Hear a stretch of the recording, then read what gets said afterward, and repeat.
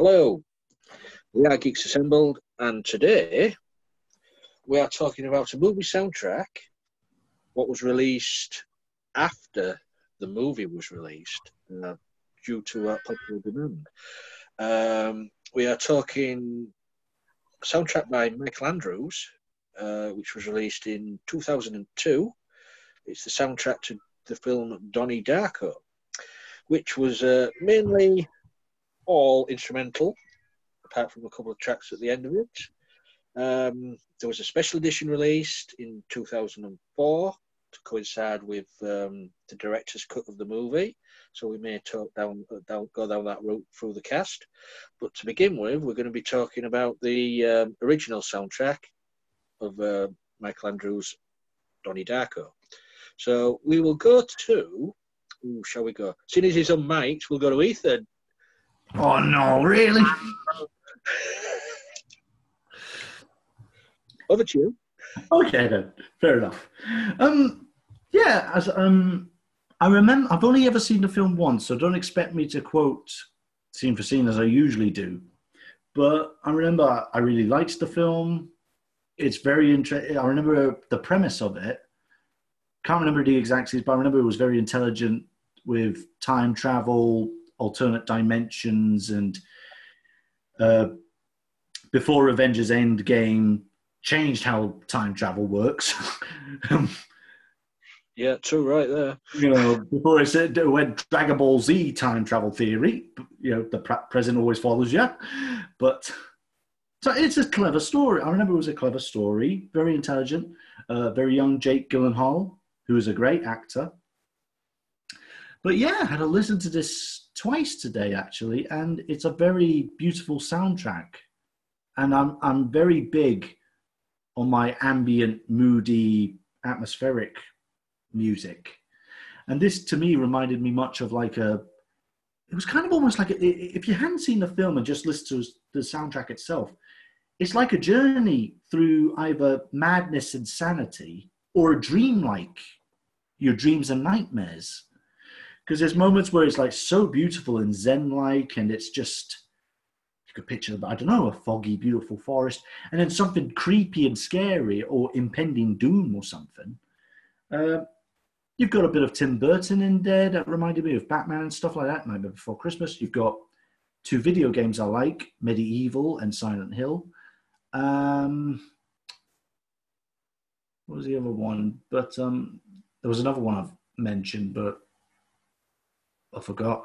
But no, it's a very atmospheric soundtrack, and I really enjoyed it. And you've got a very amazing cover of Mad World, which I'm sure we'll get to in a wee bit, which is brilliant. But yeah, no, it's a very atmospheric soundtrack, and I really did enjoy it. So over to you. Thanks for that, Ethan. Very well done. That's another star for you. Right, we'll go over to Craig then. And Craig chose this album. He's the one to blame. So we'll go over to Craig now. Well, this album, I like this instrumental album, and I like the different synths that they've used, and I would almost call it a soundscape piece that flows really well. But and also I like, obviously, you know, the film is Donnie Darko is based on the movie of the boy who is suffering from schizophrenia, and in the mirror he sees the rabbit, and but also the director Sam Raimi. A lot of this film has lots of nods to the Evil Dead from the wormholes that open up in space and time, which is also when you'll see that in the film where the plane engine crashes into the house, for example, and then at one point Donnie is looking through the mirror, and then he can see wormholes. And I think the musical score does reflect that really, really well, and it's very ambient, very ghost-like, quite chilling, but very what like what Ethan said, very zen-like.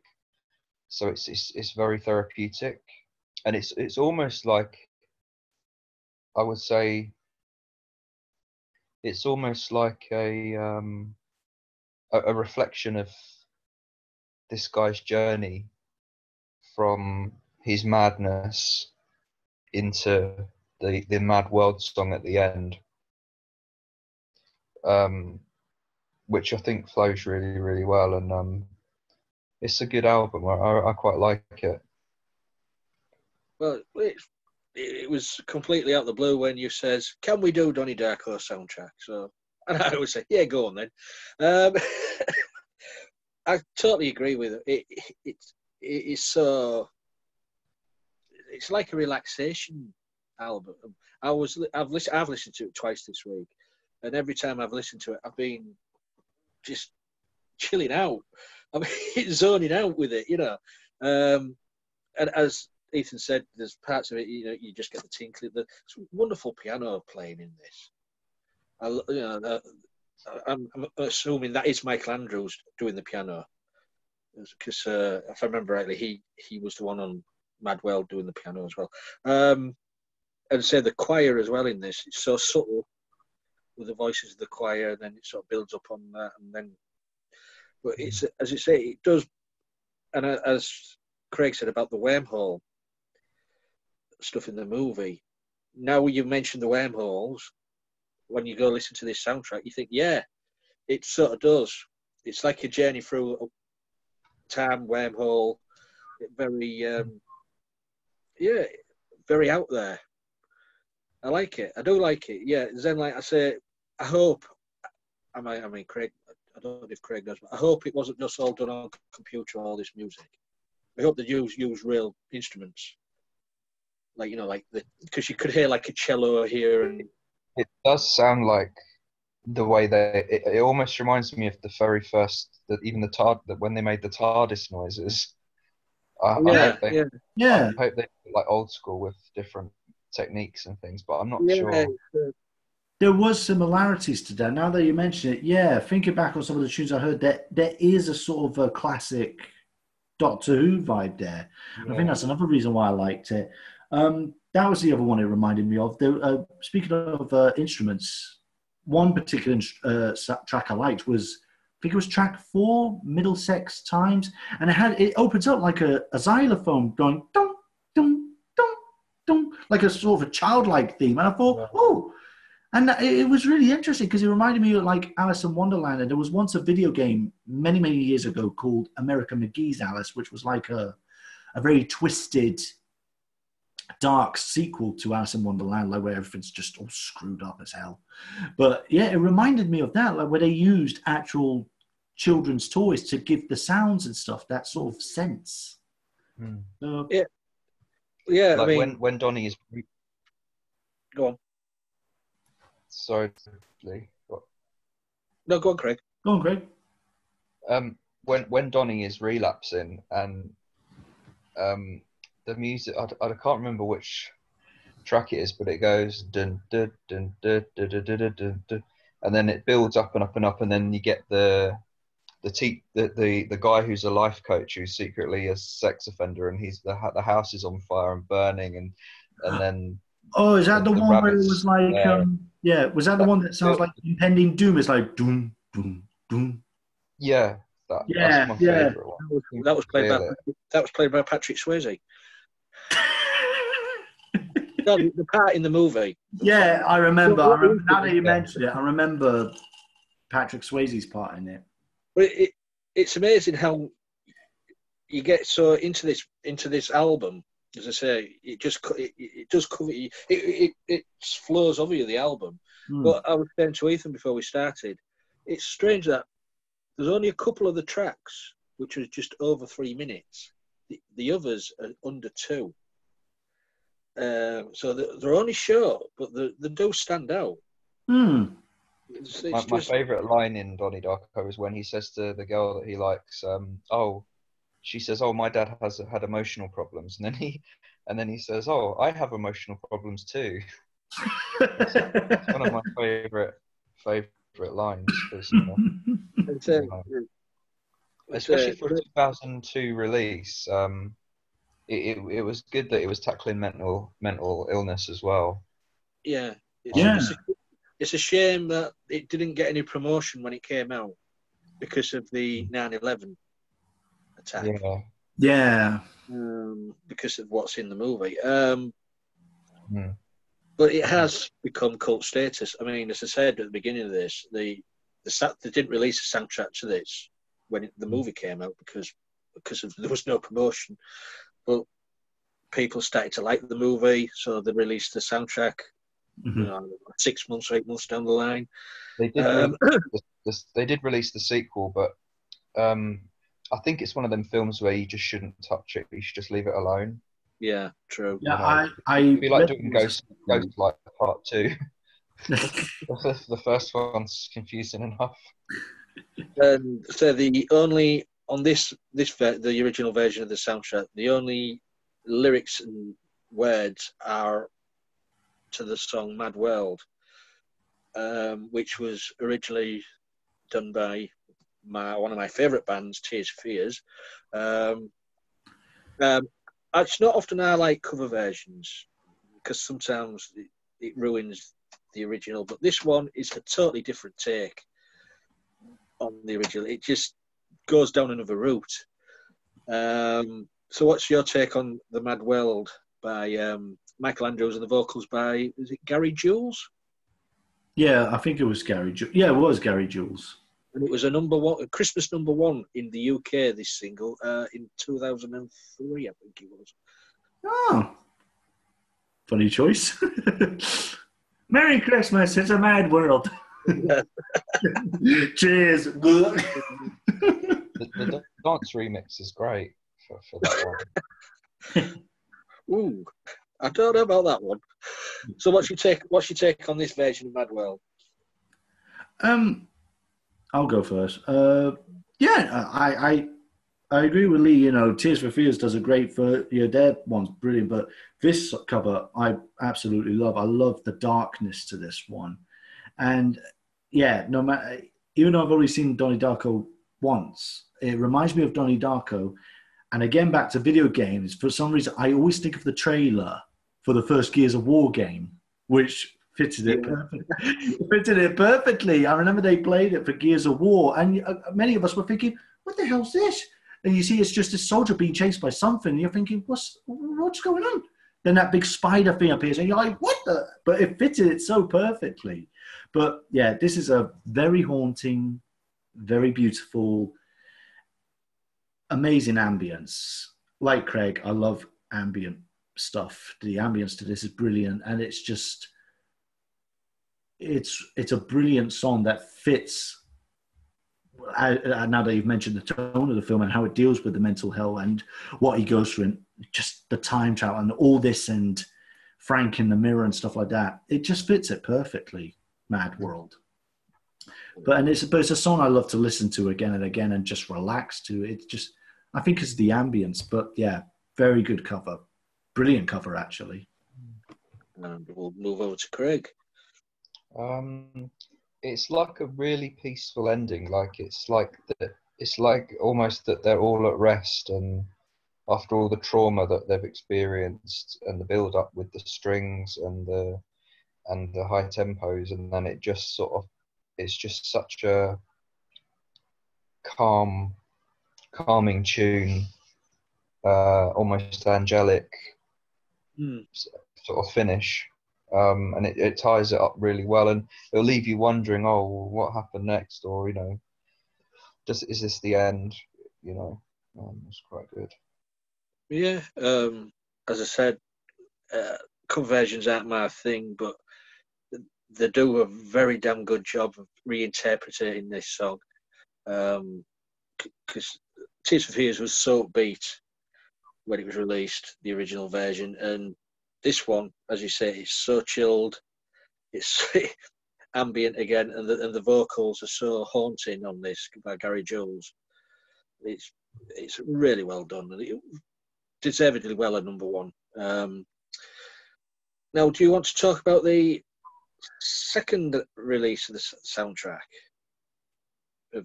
which came out for the director's cut. Earth Calling Cast.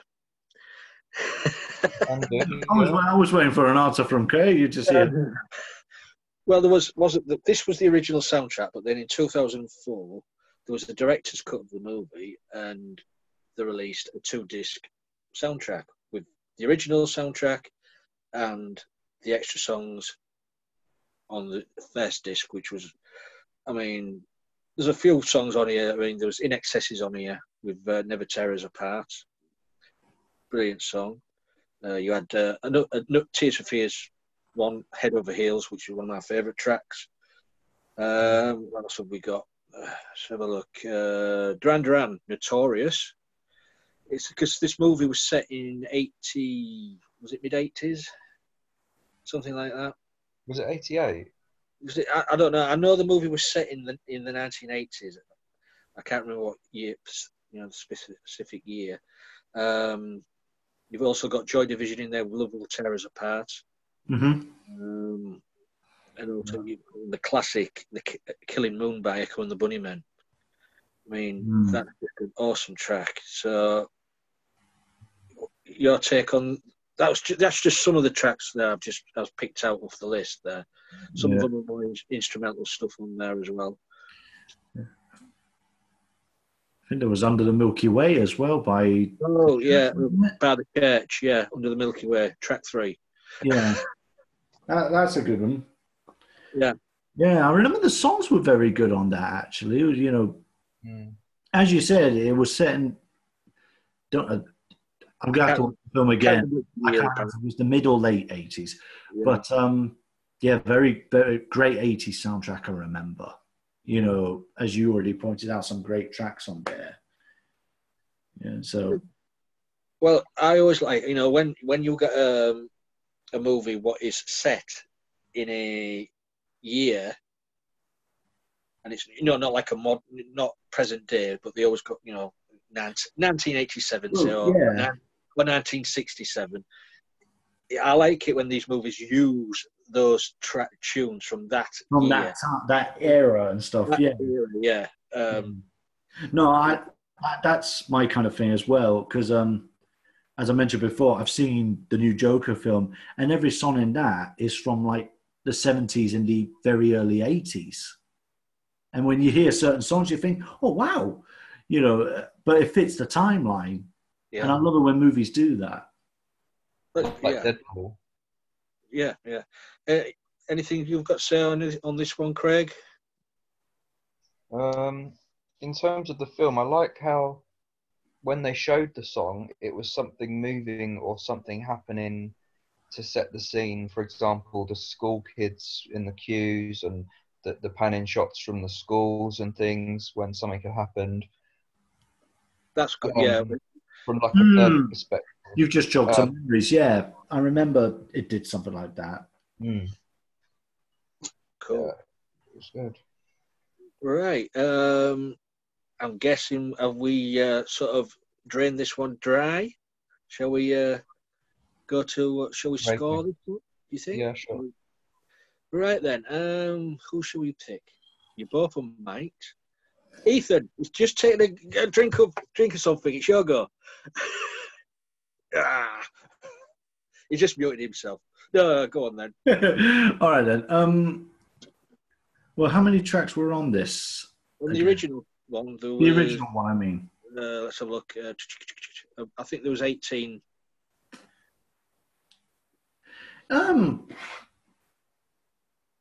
Yeah. So I'm assuming this will be like, you know. You could score it how you like, because this is different because it's mainly instrumental. So if you want to do it, I don't know, just out of 10, shall we say? All right then, fair enough. Yeah, no, it's a very beautiful track. If we're talking about the original, I'm definitely going to give it I would give this a 10 out of 10, but I'm going to give it 9.5 out of 10 because there's only 2 songs of the original soundtrack, which was Tears for Fears. You've got the normal version by Gary Jules, and there was a slight remix where Yeah, the alternate mix, it's called. Alternate mix. Yeah, it's But I prefer the more slower version, the more ambient, moody version. So that's my score for it. But it's not taken away. It's a great atmospheric soundtrack. I mean, very beautiful. I would gladly listen to this again. Oh, cool. So 9.5 stars for a great movie soundtrack. And that's not bad for an instrumental album. Yeah. All right, Craig. What's your say on this one? I like it as it feels like a piece of work, like a continuous piece of work, and for that reason, I'll give it a 10 out of 10. Brilliant. As I said earlier, I've listened to it twice this week, and the music flowed over me every time I listened to it. I was just zenning out. I was zoning. I was in the zone. I was. It did. You know, it grabbed me. But I agree with what Ethan said about the last track, the alternate mix of Mad World. I don't see the point in putting it on, to be honest, because the track before it is Mad World. You know, the better version. So for that reason, so you gave it 9.5, did you? Yeah, it was like 9.5 or 9.5, whatever it was. Yeah, 9.5. You gave it 10. Ooh. I'm giving it a 9. So it's not a bad score all round, really, for this album, for an instrumental album as well. So, and I've got to say, Craig, thanks for picking it, and don't ever pick any more again. Only kidding. It was a very good choice. I'm really glad you picked it. I'm really glad you picked it because it was very relaxing. This choice was out of left field. Unexpected. Out of the left, out of the right, out of the back, out of the front. Yeah. So that's us done for this. So Ethan, Craig, thanks for joining me on this one, talking all things Donnie Darko soundtrack.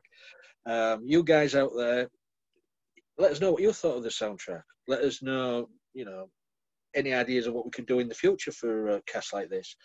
So please leave a comment. If you want to join us on these casts, we don't bite. Well, not that much, but we don't bite. We do movies, we do TV, we do audio drama. You know, we do everything. We do music as well. So get in touch if you want to be on. Leave us a message, and we'll try and get you on at some point in the future. All you have to be is completely 100% sane.